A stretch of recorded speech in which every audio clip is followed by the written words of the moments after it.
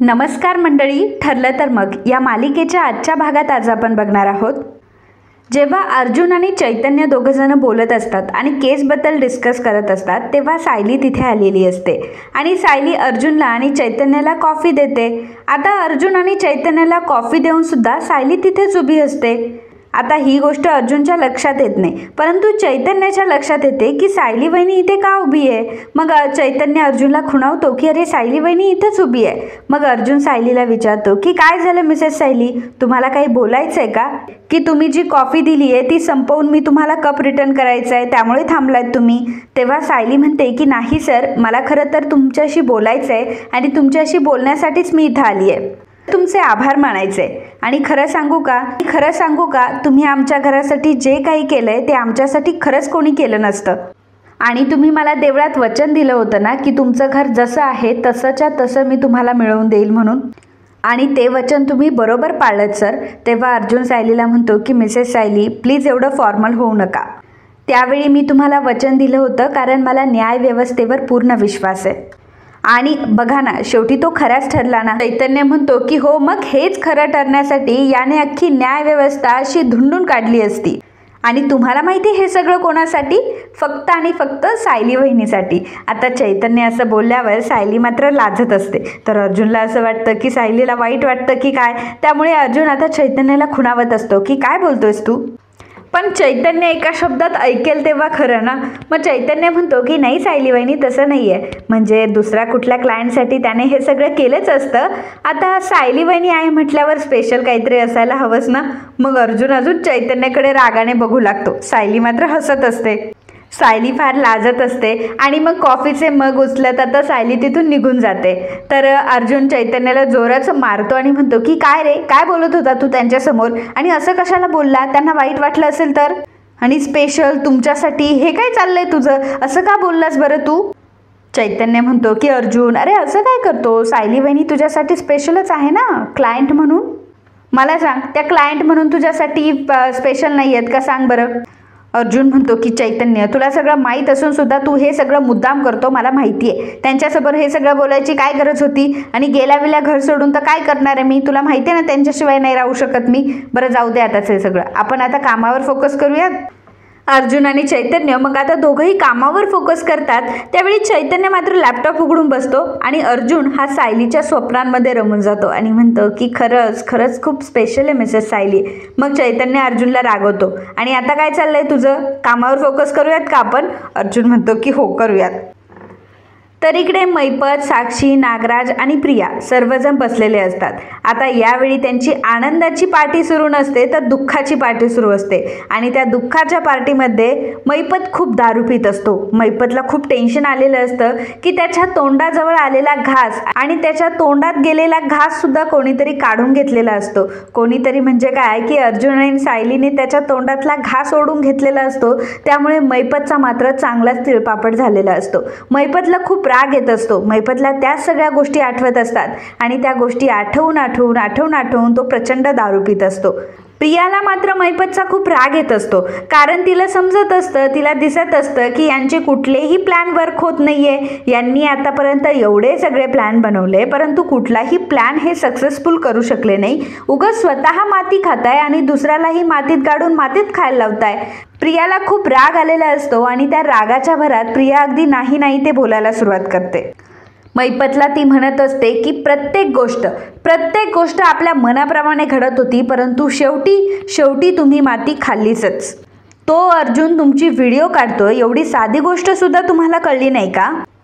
प्रिया आता मैपतला उलटं बोलत असते. ते बघून साक्षी आणि नागराज सुद्धा घाबरलेले असतात, कारण मैपत एवढा चिडलेला असतो आणि त्या टाईममध्ये मैपतची काही बोलणं म्हणजे जीव जाण्याची भीती असते. त्यामुळे नागराज आणि साक्षी मात्र शहाणे असतात आणि ते दोघं जण गप्प बसलेले असतात.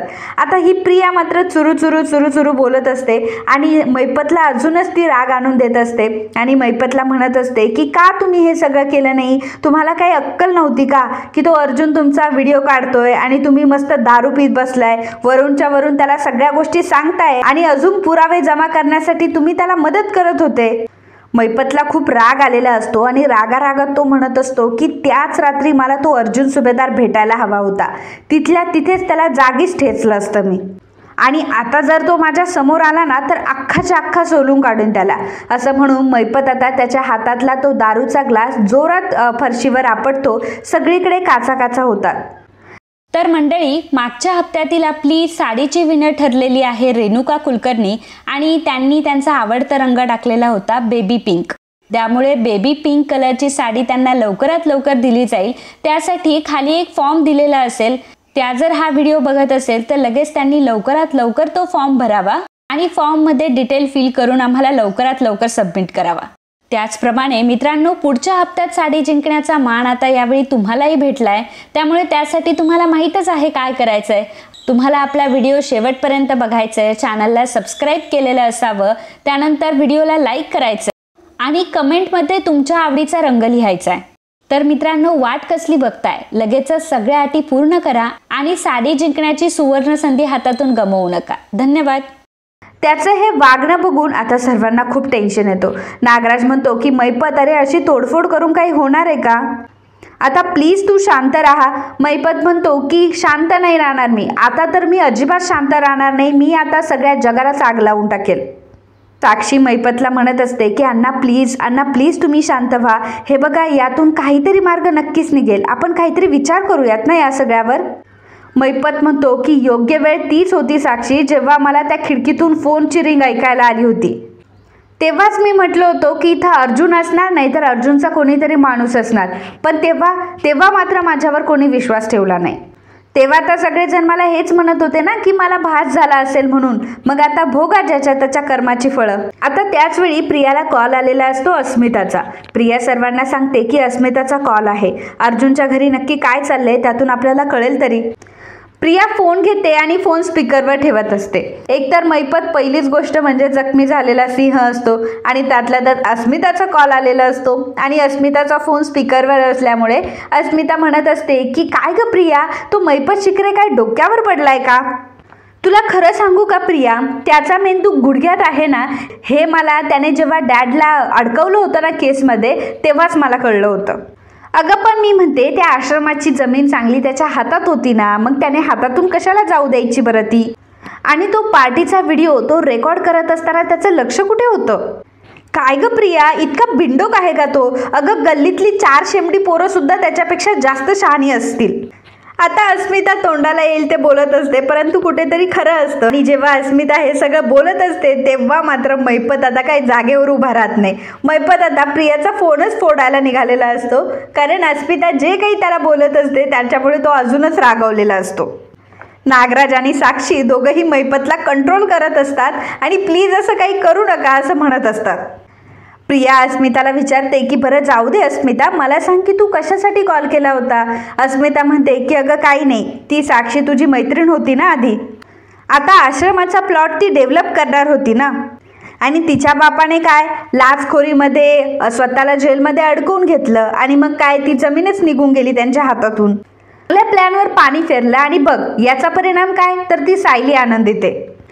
त्या सायलीला जर मी हसताना बघितलं ना तर माझी अशी तिडीच जाते ना, मला अजिबात तिला हसताना बघायला आवडत नाही. आणि तो मैपत 1 नंबरचा मूर्ख माणूस, आणि खरंच किती बिंडोक माणूस आहे ग प्रिया तो. आता मात्र मैपतची सटकते आणि मैपत आता जोराने असं ओरडतो. आता असं ओरडल्यामुळे प्रिया पटकन आता फोन बंद करून टाकते आणि मग अस्मिता विचार करते की हा कोणाचा आवाज होता आणि असं कोण बोलत होतं आणि प्रियाने कॉल का कट करून टाकला. प्रिया इकडे मैपतला म्हणत असते की तुम्ही कशाला अस्मितावर ओरडला? अहो त्या अस्मिताला कळलं असतं ना की आपण इकडे आहोत म्हणून आणि आपण दोघं मिळालेले आहोत म्हणून. मैपत खूप चिडलेला असतो आणि तो म्हणत असतो की तिला काय करायचंय ते करून टाकू दे, मात्र मी तिला उडवून टाकेल.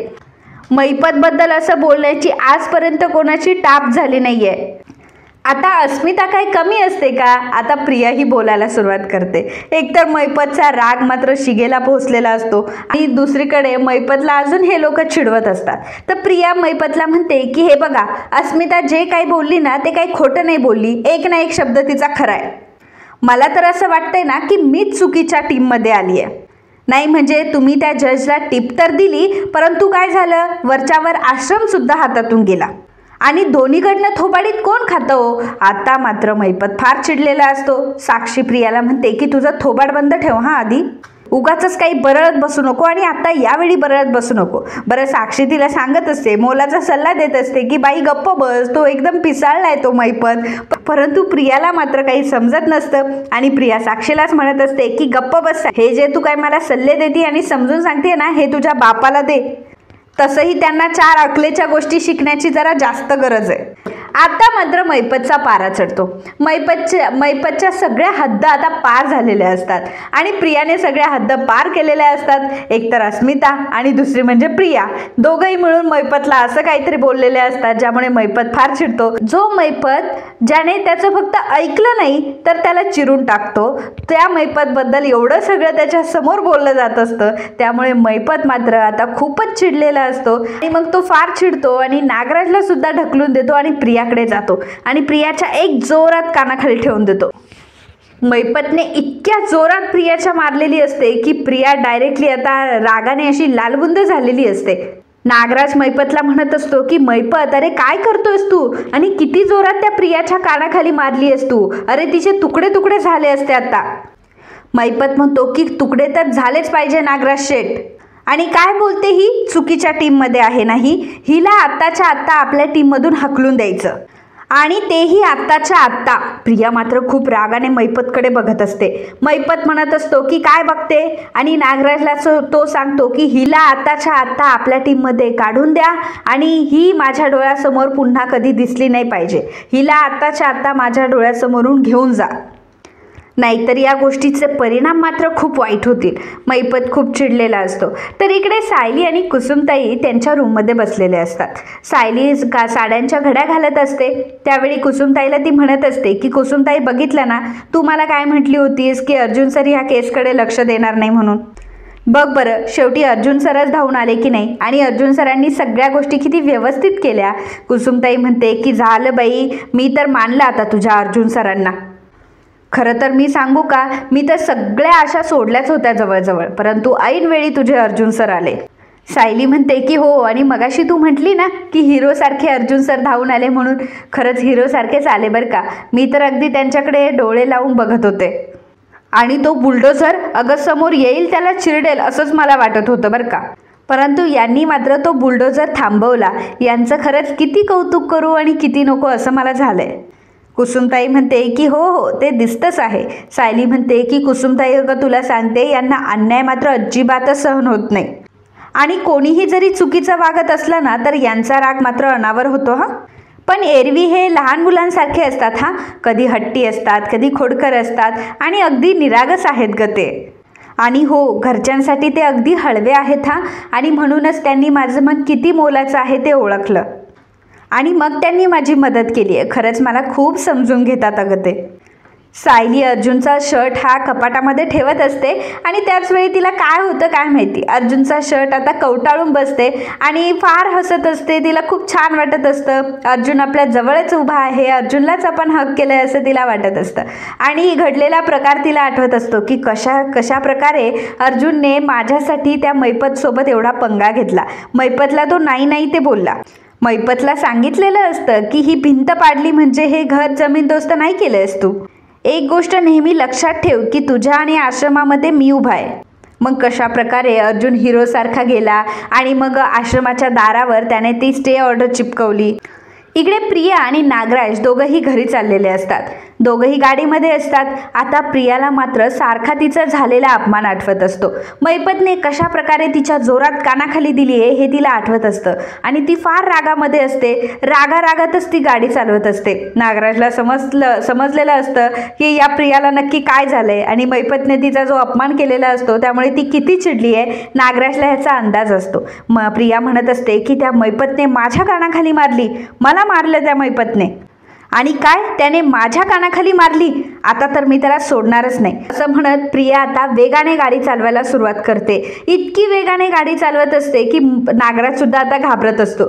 नागराज प्रियाला म्हणत असतो की प्रिया जरा हळू गाडी चालव, काय चाललंय तुझं हे बघ, तुझा हा वेग मला अजिबात सहन होणार नाही हा, हे बघ तुझा हा वेग मला झेपणार नाही. तेव्हा प्रिया म्हणते की माझा राग सुद्धा आता तुम्हाला झेपणार नाही.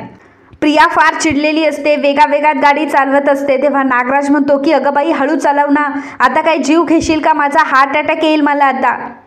प्रिया म्हणते की नाही चांगली आयडिया आहे, तसं पण भुईला भारच आहात तुम्ही. तसाही तुमचा कुठलाही प्लॅन सक्सेसफुल होतच नाही, तुमचे सगळे प्लॅन हे फ्लॉपच होतात.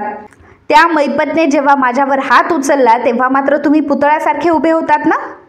नागराज म्हणतो की अगं पण त्याचा राग तू माझ्यावर का काढतीये. नागराज आता खूप घाबरलेला असतो, कारण प्रिया खूपच फास्ट गाडी चालवत असते. बरं तिने घराच्या दिशेने नाही तर घराच्या विरुद्ध दिशेने टर्न घेतलेला असतो. ते बघून नागराज म्हणतो की अगं आपलं घर इकडं आहे, तू इकडे कुठे चालली आहेस. इकडे अर्जुन आणि चैतन्य त्यांचं काम करत असतात, डिस्कस करत असतात. मग चैतन्य अर्जुनला विचारतो की काय रे, तो पेनड्राईव्ह तुझ्याकडे आहे ना. अर्जुन म्हणतो की हो पेनड्राईव्ह माझ्याकडे आहे, परंतु तो ऑफिसमध्ये आहे. परंतु काळजी करू नको, ह्या डॉक्युमेंटची एक कॉपी आहे माझ्याकडे, रूममध्ये आहे, मी घेऊन येतो.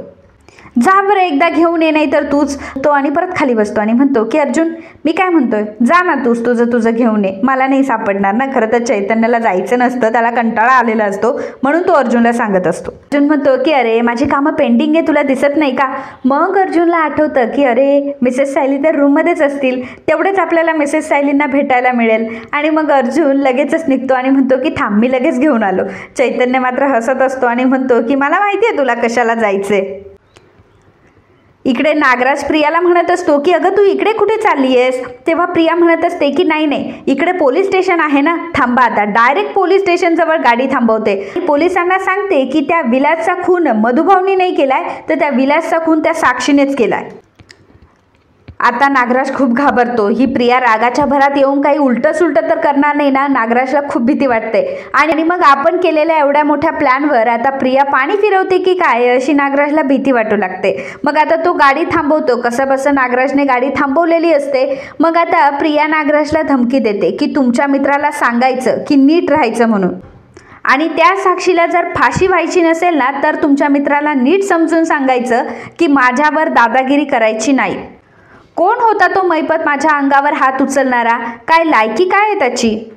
माझ्या केसाला जरी धक्का लागला ना तरी तुमच्या सकट सगळे जण जेलमध्ये जातील.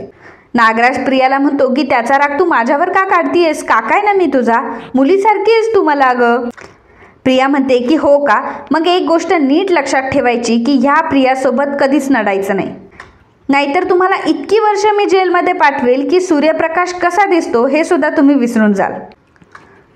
तर इकडे कुसुमताई आणि सायलीचं बोलणं चालू असतं. आता कुसुमताईला दिसत असतं की सायली अर्जुनमध्ये किती हरवून गेली आहे आणि सारखं अर्जुनचं कौतुक करतीये. अर्जुनला हिरो काय म्हणतीये, अर्जुनमध्ये हरवून काय गेली आहे, अर्जुनच्या शर्टला मिठी काय मारते. मग कुसुमताई सायलीला म्हणते की अगं सायली, मगाच्यापासून बघते मी की तू त्या अर्जुनच्या विषयात किती हरवून गेली आहेस आणि त्याच्या पुढे मी काय बोलते तेही तुला कळत नाहीये. तेव्हा सायली म्हणते की काय करू ग कुसुमताई, जेव्हा हे माझ्याजवळ असतात, माझ्यासोबत असतात ना, तेव्हा मला काय होतं तेच मला कळत नाही. कुसुमताई सायलीला म्हणते की अगं पण हे वागणं तुला त्रासदायक ठरू शकतं. तेव्हा सायली म्हणते की कुसुमताई अगं असं कसं म्हणतेस, प्रेम म्हणजे या जगातली सगळ्यात सुंदर भावना आहे आणि ती त्रासदायक कशी काय असू शकते. मग त्यावेळी कुसुमताई म्हणते की प्रेमाला जर प्रतिसाद नाही मिळाला तर मग त्रास तर होणारच ना ग. हे बघ सायली, तू या सगळ्या गोष्टीमध्ये वाहवत जाऊ नकोस. मला सांग, तू अर्जुन सरांना विचारलंस का की त्यांच्या मनात नक्की काय आहे. अर्जुन सरांच्या मनातलं काय आहे हे जाणून घेण्याच्या आधी या सगळ्या गोष्टीमध्ये इतकं वाहवत नको जाऊस, नाहीतर या सगळ्या गोष्टीचा त्रास तुलाच होईल सायली. तेव्हा सायली म्हणते की कुसुमताई, तुला असं वाटतंय का की अर्जुन सरांच्या मनात काहीच नसेल. कुसुमताई म्हणते की सायली तू इथे बस बरं. हे बघ, मला काय वाटतं ना, या गोष्टीने काहीच फरक पडत नाही. प्रश्न तर हा आहे सायली की अर्जुन सरांना काय वाटतं. आणि मला असं वाटतं की ह्या सगळ्या गोष्टीमध्ये पडण्याच्या आधी आणि स्वतःला त्रास करून घेण्याच्या आधी आणि मग नंतर त्रास होण्यापासून वाचण्यासाठी एक गोष्ट कर ना, तू अर्जुन सरांना सरळ सरळ विचारूनच घे. सायली म्हणते की कुसुमताई, अगं मी फक्त मधुभाऊ सुटण्याची वाट बघते. कुसुमताई म्हणते की अगं सायली, परंतु आज मात्र यशाच्या दिशेने आपण एक पाऊल पुढे टाकलंय की नाही. हे बघ, मला असं वाटतंय की तू अजिबात या सगळ्या गोष्टींचा विचार करू नकोस आणि वेळ वाया घालवू नकोस. हे बघ सायली, मी तुला खरं सांगू का, मला मात्र असं कधीच जाणवलं नाही की अर्जुन सरांचं खरंच तुझ्यावर प्रेम आहे म्हणून. असं म्हटल्यावर सायलीला फार वाईट वाटतं. तर त्याचवेळी अर्जुन त्याची फाईल घेण्यासाठी वरती येत असतो.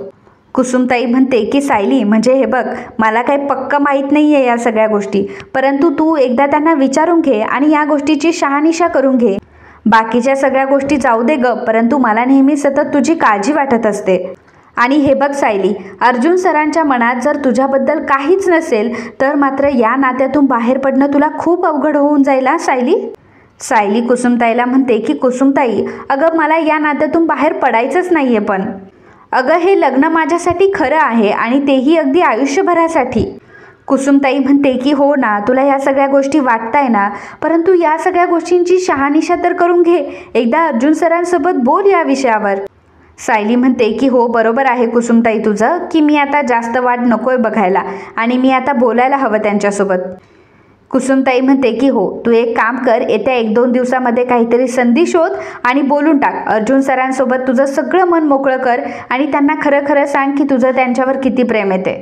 सायली म्हणते की हो कुसुमताई, तू अजिबात काळजी करू नको. येत्या काही 2 दिवसामध्ये मी अर्जुन सरांना सगळं काही माझ्या मनातलं खरं खरं सांगून टाकेल आणि माझी खात्री आहे की या सगळ्या गोष्टीसाठी त्यांचा देखील होकारच असेल.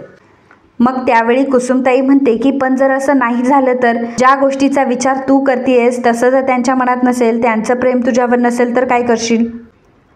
सायली म्हणते की त्यांच्या मनात जर तसं नसेल तर मधुभाऊ बाहेर आल्यावर मी मधुभाऊंसोबत निघून जाईल.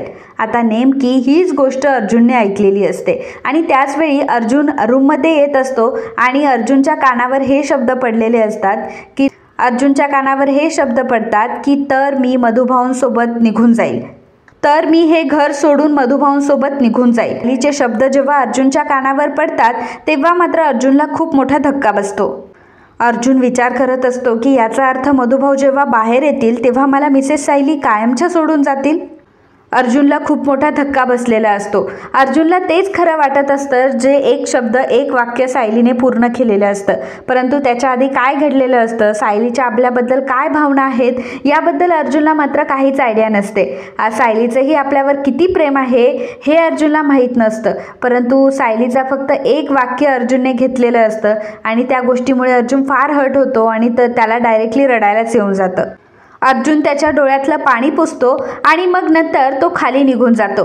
पण त्यावेळी इकडे सायली मात्र कुसुमताईसोबत चांगली बोलते, म्हणजे तिने चांगलं बोलायला सुरुवात केलेली असते की पण कुसुमताई, मला नाही वाटत ग असं होईल आणि मला हे घर सोडून जाण्याची वेळही कधी येणार नाही. आता कुसुमताई, तूच या गोष्टीचा विचार कर ना. मला सांग की त्यांना जर माझ्याबद्दल इतकं काही वाटत नसतं तर त्यांनी माझा एवढा विचार केला असता का.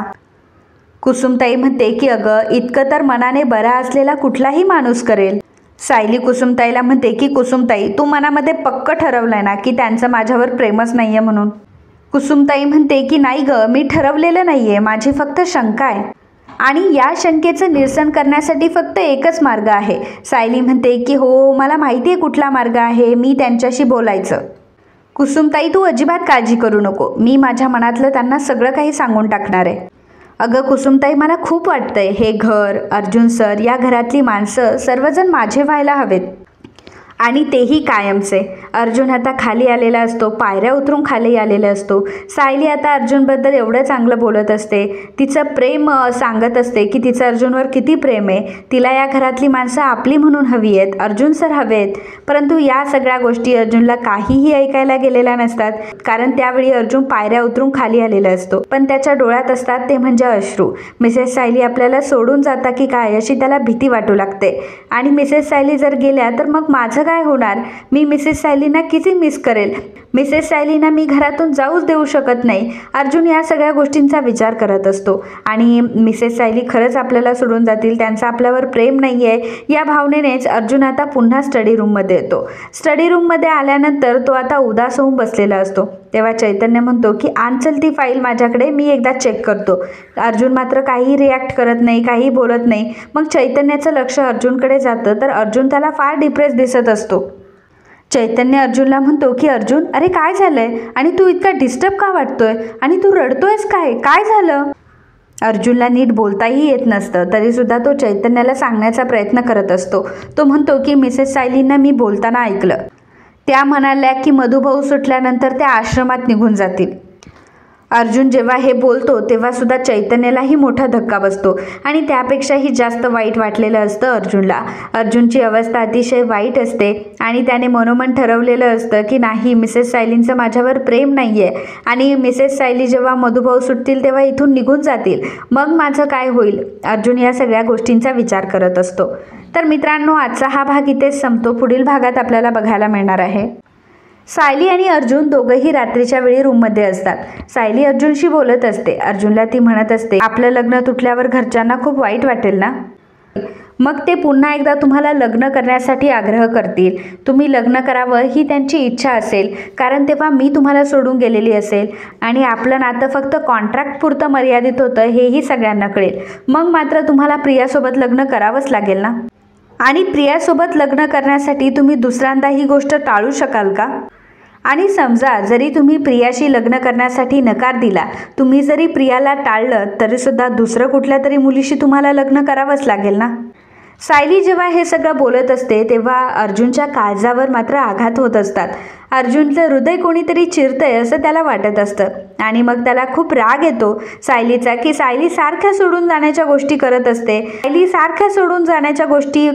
ते काय अर्जुनला पचत नसतं. आता अर्जुन जोराची फाईल खाली फेकतो आणि म्हणतो, भाऊ सुटल्यानंतर तुम्ही निघून जाणार आहात ना, मग मिसेस सायली मी इथे काय करतोय, या सगळ्याशी तुमचा काय संबंध आहे. तर अर्जुन आता रागाने बोललेला असतो. अर्जुन सायलीला रागात बोलतो. याचं कारण हे पण असतं, सायलीला कळलं की माझं तिच्यावर प्रेम आहे तर सायली हे कॉन्ट्रॅक्ट तोडेल आणि मग कायमची इथून निघून जाईल. मला माझ्या फिलिंग्सही सायलीसोबत शेअर करता येणार नाही आणि या सगळ्या गोष्टीचा सायली मात्र वेगळाच अर्थ काढेल. म्हणून अर्जुन आता सायलीसोबत जरा रूढ वागत असतो, सायलीवर चिडत असतो, जेणेकरून सायलीला असं वाटावं की हे कॉन्ट्रॅक्ट सुरू आहे आणि मी कुठल्याही प्रकारचं कॉन्ट्रॅक्ट तोडत नाहीये. परंतु अर्जुनला मात्र त्यावेळी फार हर्ट होत असतो. सायलीवर तो चिडत असतो, याचंही त्याला वाईट वाटत असतं आणि सायलीला आपल्याबद्दल काही वाटत नाही याचं तर त्याला जबरदस्त वाईट वाटत असतं. सायली सारखं आपल्याला सोडून जाण्याचं म्हणते, यामुळे तो फार हर्ट झालेला असतो. आता या सगळ्या परिस्थितीमध्ये अर्जुन आणि सायली नक्की कुठला तोडगा काढतील. असं काय होईल की अर्जुन आणि सायली दोघं एकत्र येतील आणि दोघंही एकमेकांबद्दल असलेल्या गोष्टी, एकमेकांबद्दल असलेल्या फिलिंग्स एकमेकांसोबत शेअर करतील. तर सगळ्यात पहिल्यांदा कोण कोणाला प्रपोज करेल, अर्जुन सायलीला करेल की सायली अर्जुनला करेल, या प्रश्नाचं उत्तर तुम्हाला द्यायचं आहे. तुम्हाला काय वाटतं, तुमचं मत नक्की कळवा.